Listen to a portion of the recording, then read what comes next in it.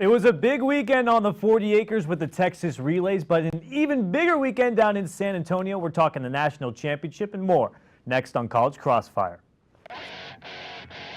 I guess we'll get into it, guys. Always enthusiastic, unbelievable, hard-nosed. Roll up the sleeves for this one. This Dallas team was very overrated from the start, like they always are every year. The talent's there. Tevin Mack, Eric Davis, and Corwin Roach are maybe three of the most talented guys on the team. That's an ugly shirt. Always a pleasure having you on, guys. Time to freak out.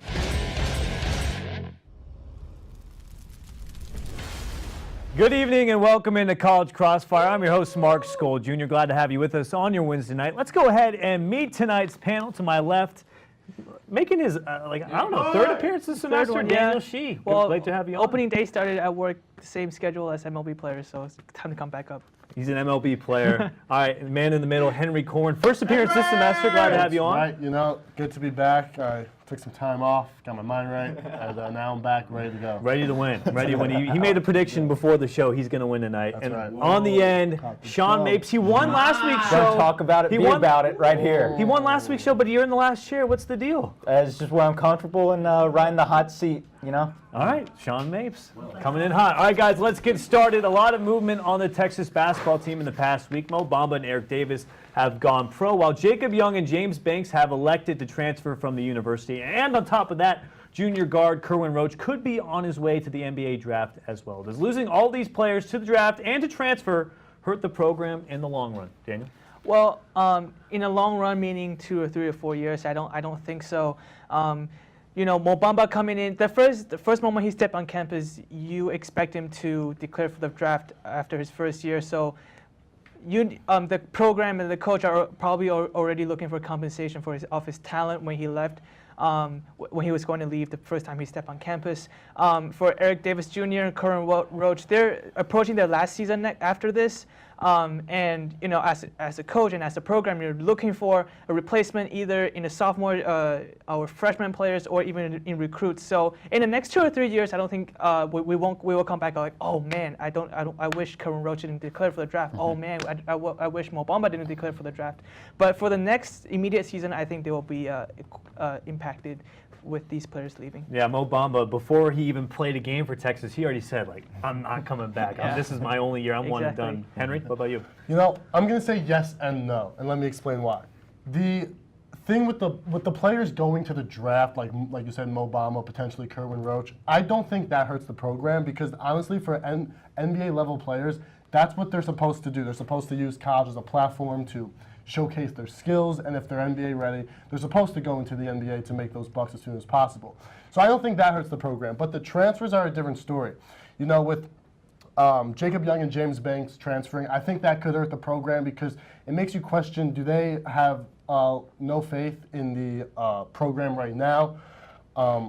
Maybe they don't think that they can be developed well under Texas basketball. So I think that hurts the program just from people questioning, what's the deal, why they're transferring, because no one really knows exactly why they're deciding to transfer. So it's a yes and no. Yeah, and it's the third transfer, these two guys transferring. It's the third transfer in 2 years. Tevin Mack transferred to Alabama last season as well. Sean? I definitely think that the lack of their presence is going to be felt this year and going forward because really when you lose depth guys like James Banks and Jacob Young, it's not so much you missing their production as that the person behind them has to step up and who's behind them. It's that kind of supply chain. It's not going from Bamba to Jericho Sims. We already saw that. That wasn't too bad. It's just going from Sims to question mark, question mark, question mark. That was supposed to be James Banks. Now we don't know who it is. And this also really hurts the team because this team wasn't that great already this season with all these guys. Now they're all jumping ship. And people already wanted Shaka fired. A vocal minority. I don't think it was ever serious. But I mean, if he has another year like this or year like last year, not this one, but the year before when they didn't make the tournament, it's going to get a little bit louder. It's going to be more people, and that can affect the program long term. Having to switch coaches like that. Yeah, I feel like at first when they announced that they were transferring James Banks and Jacob Young, it was initially like shock, like wow, these guys are leaving. But in the long run, I don't think it's affecting them, especially guys who didn't really play that much. So Daniel, you're getting the point. Starting off on college crossfire. All right, guys, moving on. It was a very busy weekend here on the 40 acres for the Texas Relays. The event is the second largest track and field meet in the country, with colleges from all over the states competing in various events. But who impressed you most at the Relays, Henry? I'm going to give you a man who impressed me and a woman who impressed me the most. On the men's side, it had to be Alex Rogers. He took the baton for the last mile in the medley relay. And with the Longhorns in third place, he pushed them all the way to first. He showed clutches and consistency down the home stretch, down the last 200 meters. He pushed them ahead and got them into first place. So I was very impressed by the way Alex Rogers was able to do that. And then on the women's side, I was very impressed by sophomore Virginia Price. She came out and she did not shy away from the moment. She had set personal bests at the Texas Relays in 100-meter hurdles, 200-meter dash, high jump, and shot put. So she came out, she was ready to play, and see that just from a sophomore shows some heart. Huge weekend for the Longhorns on the 40 acres. Sean? Give me Elijah Hall from UH. He set a track record, a meet record in the men's 200. He also ran the anchor on the UH relay 4x100 and 4x200 teams, both teams that won. He was the most critical runner, athlete on the most successful team from this weekend. So I'm going to go Elijah Hall. And he was coached by one of the greatest Olympians ever, Carl Lewis. Yes, doesn't hurt. Won a lot of gold medals. Learn a thing or two. Daniel? I'm gonna go to pole vault. This guy is called Armand Duplantis. He's 18, same age as I am, but then he competed with 5 other Olympians, not at the high school level, not at the college level, but the pole vault elite level. He broke his own junior world record, not personal best or not meet record, the world junior record at 19 feet and 5 inches.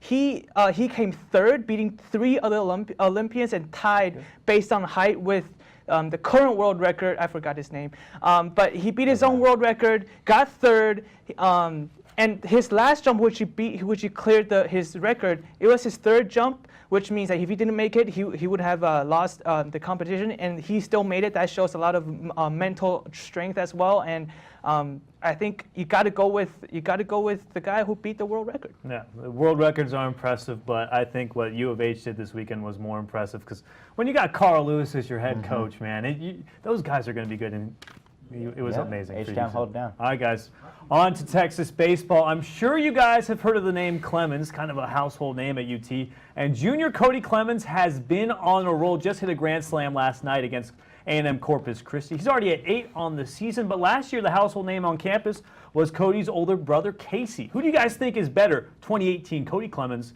or 2017 Casey Clemens? Sean? Give me Casey Clemens. I know that his brother's numbers might be better on the year so far, but Casey came up in big-time games last year. The A&M game, he got the flip at home on a game that only ended up winning by 1. That's a big play. He also got big grand slams against OU and West Virginia in conference play. These kind of showing out in these big moments. That's really, I'm not saying his brother can't do that, but he just hasn't. So I'm giving Casey, he's proved it that he can perform on the biggest stage. And Casey, he's got all the intangibles too. I mean, very good leader, and Yeah. it doesn't seem like Cody really has that. Daniel? I agree with Sean. He took a lot of arguments away from me. But basically why I think Casey is a little bit better is because, he hit above 300 throughout the season with a team that hit 252 throughout the season, ranked dead last in the Big 12. He was he was really the hitter in that lineup, and he stepped up. Whereas Cody this season is more like when a team is cold, he's cold. When a team is hot, he's hot. He doesn't have that. Again, he doesn't have that leadership in him so far this far this season. His batting average so far is a bit better than Casey from last year, but if you're talking about leadership, you're talking about that the guy on the team. I think Casey has a bit of an edge over Cody. Yeah, certainly a guy everyone looked up to as well. What about you, Henry? Much respect to my colleagues, Sean and Daniel here, but I'm going to disagree with them because the question is simply, who's better? You're playing pickup baseball in the schoolyard, and you got to pick one. Who are you going to pick first? Who's the better player?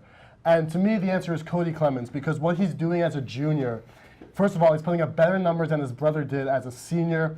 Has a 357 average right now, which leads the team. He has, like you said, he has 8 home runs, 30 RBIs on the year. So he is on pace to surpass his brother in all those statistical categories. And like I said, he has a better average than him. Casey Clemens hit 309 this year, which is very good, but not up to 357.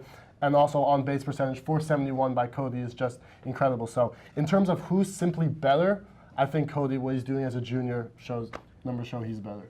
So I'm a big brother, and I'm usually the fan of the bigger brother, but I got to go with Henry here. Cody's having a great year, and he was just today named a mid-season All-American, first team mid-season All-American today, Cody Clemens. So having a great year. All right, guys, awesome stuff. After the break, our panelists will discuss the national championship game and overreact to the first week in the MLB. Stay tuned.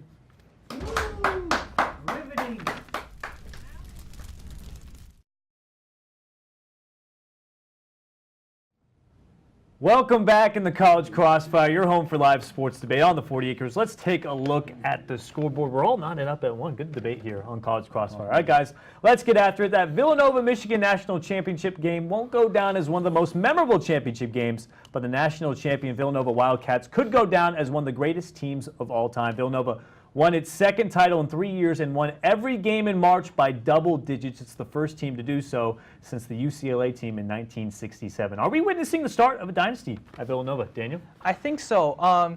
Villanova, this championship roster has a lot of seniors, juniors, sophomores, and freshmen. It's a well-balanced roster. It's not like Kentucky, which is all a very young, inexperienced team. And I really like what Villanova is doing in terms of recruiting. When they don't go to the Mo Bambas of the world, they recruit players that they know they're going to stay for 4 years, that they have a chance to coach, to put that system in, to gain that experience in March Madness throughout their career in college. And I think when it comes to March Madness, when it's one and done, it's about skill, but it's also about that psychological mindset that we will win. You don't really like Texas basketball just messed up big time. But Villanova really steady throughout March Madness, and I think that's going to be important in the future. And if they recruit and coach like they do right now, I think we're gonna be looking back and see this as a dynasty. Yeah, and it's like they're playing basketball like they did back in the day. Like they have all the seniors, like they got seniors playing. Nowadays, it's just those one and done kind of teams. Henry? It's very possible because, like Daniel said, this Villanova team is different than other college teams. They don't really produce many NBA level players. The best player to come out of Villanova in recent memory would probably be Kyle Lowry, and before him, you have to go back to like the 50s for players that were good NBA level players. So, like Daniel said, a lot of these players will stay. There's no reason for them to be one and done. They'll stay for a long time and they'll grow as the team develops. So, of all teams, it's very possible. But the reason my answer is going to be no is because when I think of dynasty, I think of teams that can win multiple championships in a row. And the way the college basketball tournament is, where it's just one game per round, I think there's no way Villanova is going to be able to win multiple championships in a row because anything can happen in any game. And while this team could be great, if these were all 7-game series, then yeah, maybe. But this team is not going to be able to win. They're going to need some luck if they want to win multiple championships. So let's say they win next year. They win 3 in 4 years. That's not a dynasty? Well, I don't think they're going to win next year. Okay. Because I don't think they're going to win 2 years in a row. All right, Sean? Yeah, I definitely think that Jay Wright's built a great program. That's how you build a program with guys like Brunson, guys like Bridges, guys that stay around for a while, guys that really have a good head on their shoulders like Dante DiVincenzo, real like leader type guys. Brunson was a freshman on the first team. Now he's a junior on this team. But I don't think that they're going to build. This is going to be a long-term kind of dynasty because a lot of it does come down to Jay Wright. Especially with guys where there's guys we've never heard of that always, Chris Jenkins, who knew him, who knew DiVincenzo before last night. It's really on Jay Wright developing these guys, coaching these guys. I don't think that they'll be a dynasty because I think Jay Wright's taking an NBA job. He's out of there. He's going to coach some really good basketball players, probably in Phoenix, somewhere like that. Really? Wow. I think Jay Wright's great, but I think he's staying at Villanova, and I think they're going to become a dynasty. They're really good, and they might only lose Mikal Bridges. We don't know if Brunson's leaving yet. So Go Cats, go! they look good. Villanova. All right, guys. Daniel's getting the point. All right, moving on. The greener pastures, guys. The Masters, the granddaddy of all golf tournaments, is this weekend, and as of right now, Rory McIlroy is slated as the favorite to win it, while Tiger Woods is playing some of his best golf in recent years. Who do you guys think will be wearing the green jacket on Sunday, Henry? I am going to say that it is Rory McIlroy's year to win the Masters and finally get his career Grand Slam. There are only 5 players in history of golf to have a career Grand Slam. One of them is the great Tiger Woods. But I think Rory McIlroy is going to, I know people want to see Tiger win and ride off into the sunset with a last big win, but I think Rory McIlroy is going to show up, and it is going to be his year to take home the Masters and cement his legacy as one of the greatest golfers the sport has ever seen. Going with the favorite, I see. Okay, Sean? Yeah, I'm not going to go with the favorite. I'm going to go with Ian Poulter, a guy some of you probably have never heard of. He's really coming in hot. He won last week at the Houston Open. He performed well here in Austin at the Dell Match Play. Got to the quarterfinals of that one. And he has performed well in the Masters before. He shot 9 under and finished top 5. I think he finished 5th in 2015. He also was tied for 6th in 2012. There we go. 2012, 2015, both top 5 or top 6 finishes. Give me Ian Poulter coming in hot. Year he finishes. Yeah, going with the guy with the hot streak. I like it. I like it. Daniel? I really hope Tiger Woods would win. And I think that's for Tiger Woods himself and for the sport of golf. First of all, for Tiger Woods to come back from back injury, that's really, really devastating for a golfer. To come back and then play some of his best golf in recent years, that's very impressive. And also for the sport, I mean, I watch very little golf, to be honest. And You're not a golf guy? I'm not a golf guy, but you know, I watched significantly less golf when Tiger Woods was irrelevant, and I think for the sport of golf, it needs somebody like Tiger Woods to come back to be good, at least competitive, or win a Masters like this. Who else? Which other golfer would ESPN put on their social media that everybody would know? Yeah. You know what I mean? Yeah. I think golf is definitely better when Tiger is better, but he hasn't won yet. And I don't think the Masters is the greatest weekend in golf, so it's going to be hard for him to win that one. I got to go with Sean here. I love the underdog pick as always. So Ian Poulter, I love it. An underdog pick. He did his research. All right, guys. We're 5 games into the MLB season, and fans are already overreacting. Yesterday at the Yankees game, outfielder Giancarlo Stanton struck out 5 times, and the New York faithful were already booing him, already booing last year's MVP. And, of course, today he hit a home run, and they're all cheering. So what do you guys, what's your biggest first week overreaction in the MLB? So my overreaction is that Bryce Harper is going to have a really good year, and that's not an overreaction on its face. But how good of a year he's going to have, I think I'm going to overreact a little bit to that. He's hit 4 home runs in 6 games. He's on pace to hit 129 home runs this season. Wow, that would be a record. Yeah, if he keeps up this pace, he'll break the Barry Bonds record by, I think, July. So he can even take a little bit of a dip. He can take a little bit of a dip and still break it in August. I think he's also on pace to have a 1,700 OPS, which is also 300 points better than any Barry Bonds season. Basically, he's going to be the best. He's going to have the best season since Bonds. Okay, so how many home runs realistically? Okay, so 129 right now. I think he finished around 75. 75? Barely gets over it. They that- stopped pitching towards I like towards the that. end. I like that. Daniel? Shohei Ohtani is going to win Cy Young and MVP. Cy Young together. and the MVP. He doesn't have to be super, like he just have to be like close to MVP caliber to be very, very impressive. And baseball is a conservative sport, but like if the writers get creative enough, I do think he has a chance for winning both. Just because if you come up with quality starts regularly and give you 2 or 3 hits every given night, he's gonna be one of the best players ever. And you know, at least win a couple of trophies at the end of any season. Yeah, I mean, he hit a home run in his first at-bat at Angel Stadium, and he hit a home run and then won a game, and that's the first time ever since Babe Ruth anyone's ever done that. Henry? Put the camera on me. right now. I think they do that. The anyway. New York Mets, they have gotten off to a terrific start. They're pitching well. Matt Harvey's pitching well. Syndergaard's showing up. DeGrom showing up. Ahmed Rosario, top prospect, he's playing well. Yoenis Cespedes. There is no excuse why the New York Mets can not only be a great team, but win the National League East. I don't want to hear any excuses this year unless everyone gets hurt. There is no reason they will win the National League East because there's no reason why they can't. And Bryce Harper and the Nationals will crumble under the pressure because everyone will just be in Bryce Harper's ear about where you're going to go next year. They'll crumble under pressure, and Jonathan Papelbon will choke him again, and they will lose. You said no excuses for the Mets unless everyone gets injured. Everyone gets that, but other than that, I don't want to hear any excuses. I got to go with Henry here just because he's bringing the passion and the energy. I don't know if that's going to happen. I think the Bryce Harper thing would be cooler to see. Bryce Harper, 75 home runs, but Henry brought the passion, the emotion. I like to see her on College Crossfire, so Henry's getting the point. All right, guys, great debate. That's it for now. We got Rapid Fire up next, and you don't want to miss it.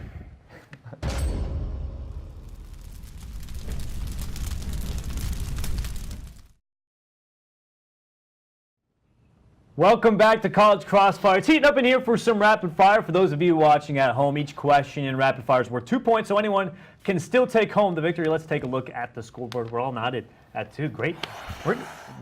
We're doing pretty well here. All right, guys, here we go. Sad news out in the NHL. The famous Sedin twins, Henrique and Daniel, announced they will retire from hockey at the end of the season. So in honor of the twins' retirement, we're going to show you some famous sports twins, and you get 1 point for each twin duo guessed correctly. Here we go. The first set of twins, put it on the screen. This is our first set of twins. Robin Rex. I'm going to go with, I think Sean got that one first. I don't know. I do the first name. I don't know. All right, guys. Go to the tapes. Our next set of twins both used to play in the NFL. One was a cornerback for the Tampa Bay Bucks. The other, the Barbers. Yes. I still don't know. Henry's getting that one. I still don't know. All right, guys. Our next twins are from Houston, Texas, and we're highly touted basketball Harrisons. Henry. Aaron and Andrew. I can give you I first still names don't know, too. guys. I can give you first names if that's worth anything. I started following sports at and 2008. these two twins, our last set of twins, they both play in the NFL and are now on the same team. The Devin New England McCourty Patriots. and Jason The McCourty. McCourty twins. I still don't know. Okay. First names. I wouldn't have gotten that. All right, guys. They look alike. Moving on, Los Angeles Rams defensive lineman Aaron Donald is already getting some workouts in for the 2018 season, but this is an absolutely crazy workout. A video was posted to Twitter of Donald doing pass rush drills against a man holding 2 knives. Yes, real knives, perhaps. This is how Donald is so dominant in the NFL, but I want you guys to give me a hardcore workout that would make athletes better at their craft. Okay. Right, so you got a boxer, right? He's like trying to duck. You take a sledgehammer and you just like whack it at him like duck. Like, that would get him out of the way. I promise you that. You know, Standing up for the answer. I like it. You make a running back or anybody that needs to run really fast. He stands in front of a slope, and on the top of the slope you have a giant ball. And then you like make a boulder? Like Indiana Jones. And then when the ball comes down the slope, and then the running back has to outrun the ball. Okay, Or I like that. I like that Indiana Jones action. So a lot of players, they wear those masks to stimulate low oxygen environments, like high altitude. You know where there's not a lot of oxygen? Underwater. Train underwater, lift weights underwater. What's better than very little oxygen? No oxygen at all. Train underwater. Have lifeguards, have all that. Maybe wear a floaty or two. Just lift weights underwater. Okay, very creative here on Crossfire, but I like the Indiana Jones, and it also ties the game up. So everyone's got 4 heading into our final rapid fire of the night. We witnessed history over the weekend. In his 21st season, the Big Sexy, a.k.a. pitcher Bartolo Colon, made his pitching debut with the Texas Rangers, giving up only 1 run. But the Rangers is the 8th American League team he's played for, which is a major league record. I'm going to give you guys 1 point if you can name the 7 other teams, American League teams he's played. Angels. Cleveland and Yankees. Okay.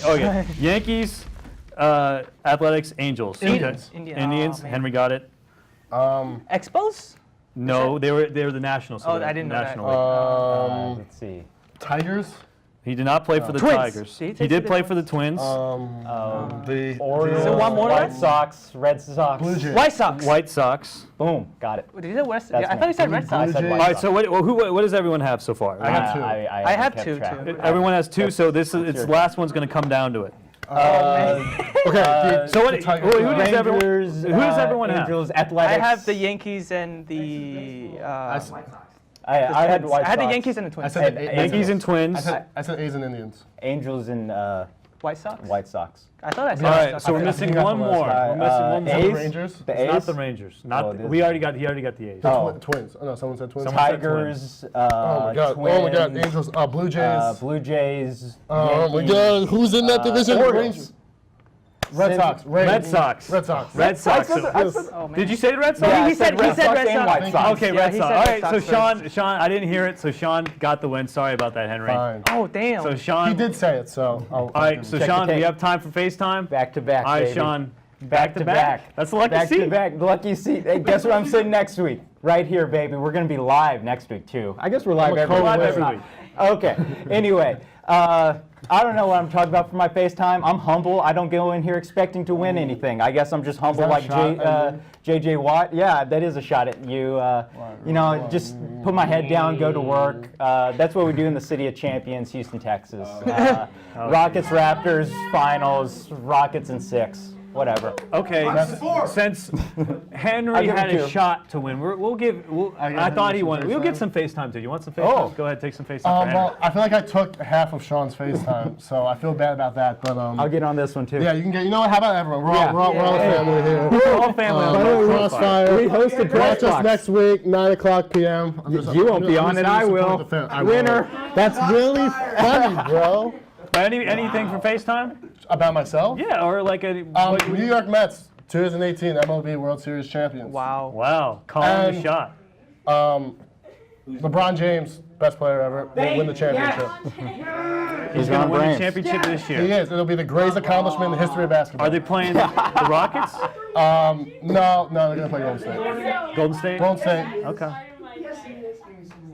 Daniel, do you want some FaceTime too? I can't leave you out. I can't leave you out. All right, It was you a get close some- one. you get It was some a close FaceTime, one. too. It's only Two right. things. Mom, Dad, I love you. Miss you. Number 2, if you're wondering why I do women's basketball so much, it's because of Brooke McCarty. That's it. She's gone next year. What are you going to do? Well, I mean, she's gone anyways because she's engaged. So, Yeah, that's true. yeah. All right, guys, that's it for College Crossfire. Sean Mapes is your champion. Don't miss College Press Box next Monday at 9:30 for a recap of all sports news on the 40 Acres. Special thanks to everyone in studio, Master Control, and to you for spending your Wednesday night with us. Till next time, I'm Mark Skol Jr. Good night. I don't even want to win.